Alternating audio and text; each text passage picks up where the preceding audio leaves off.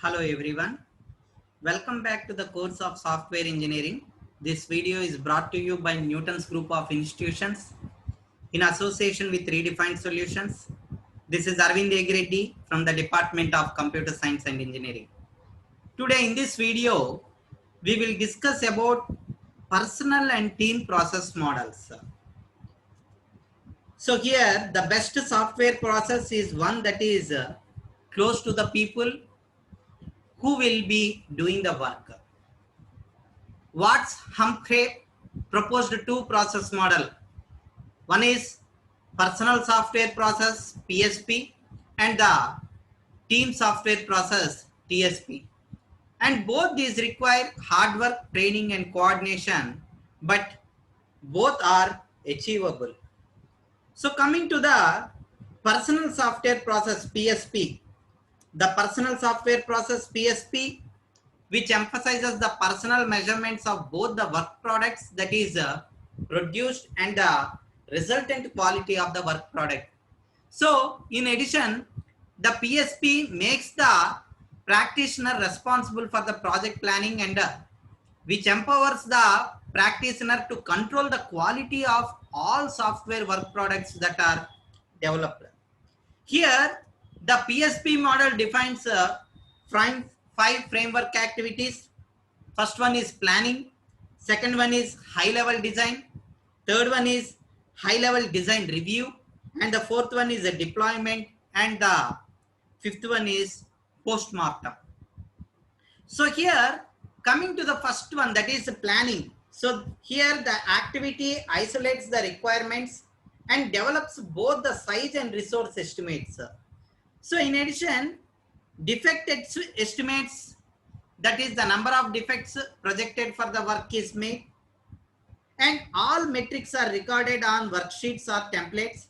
And finally, the development takes are identified and the project schedule is created. Whereas coming to the second one, that is high level design. So here the external specifications for each component to be constructed are developed and a component design is created. Here prototypes are built when uncertainty exists and all the issues are recorded and they are being tracked. The third one is high level design review.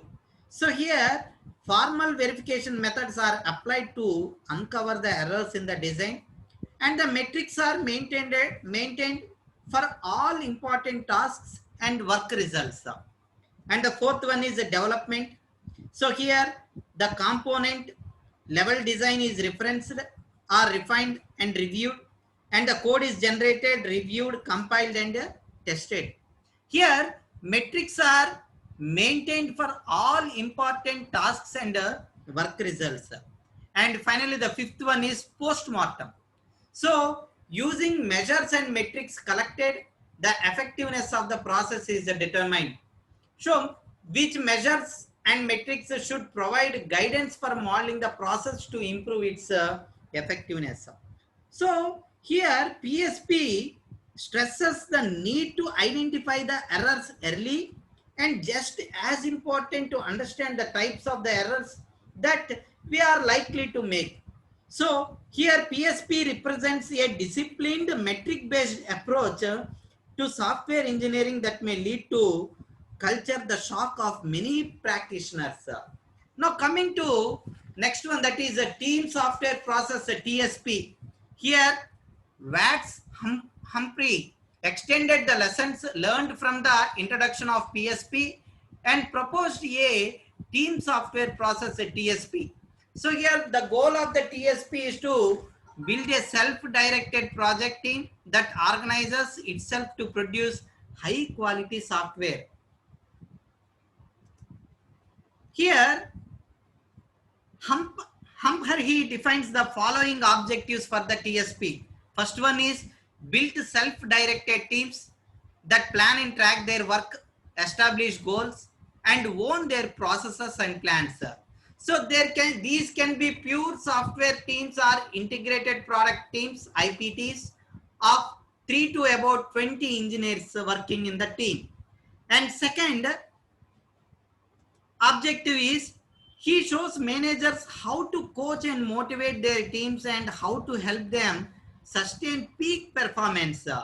And the third objective is accelerate software process improvements by making CMM 23 level 5 behavior normal and expected.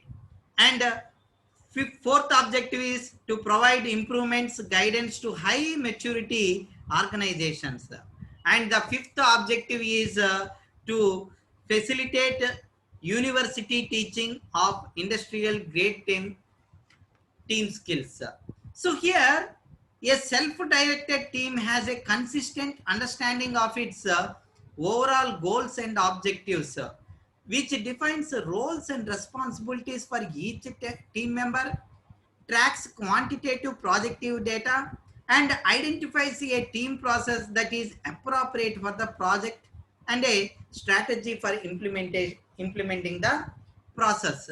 So here it defines local standards that are applicable to the team's software engineering work, continually assessing the risk and reacts to it, and which then also they track and manage the reports project status. So here the TSP defines the following framework activities. One is project launch, high level design, implementation, integration and test, and post-mortem. So here the TSP makes use of wide variety of scripts, forms and standards that serve the guide team members to their work. So the scripts which define the specific process activities, that is project launch, design and implementation, integration and system testing, post-mortem, and the other more details work functions, example development planning, requirement development, software configuration management, unit testing. So here that are the part of the team process. Now coming to the process technology. Here process technology tools allow a software organization to build an automated model of the process framework which task sets and can do umbrella activities. So here the model normally represented as an network and can then be analyzed to determine the typical workflow and examine alternative process structures that might lead to reduce the development time or cost. So once an acceptable process has been created, other project technology tools can be used to allocate, monitor, and even control all software engineering activities, actions, and tasks which define as part of the process model. And each member of the software team can use such tools to develop the checklist of work tasks to be performed and work products to be produced and the quality assurance activities to be conducted. So here the process technology tool can also be used to coordinate the use of other software engineering tools that are appropriate for a particular work task. Coming to product and process. Here the product is what we are actually building, what our solution to the problem at hand. So half of the engineer is making sure that we are building the right product and have the ability to actually build it. So for software engineers, that means coming up with a software solution and being able to code it up properly. So the hidden side of the engineering is the process, which means how we are actually building our product. So products don't just result from a single all-night coding session. We need to make sure that we are following a process that lets us create the product in most efficient and effective ways possible. That's all for now. Thank you all. If you like this video, please subscribe to my channel and press the bell icon for the latest notifications. Thank you all. Thank you.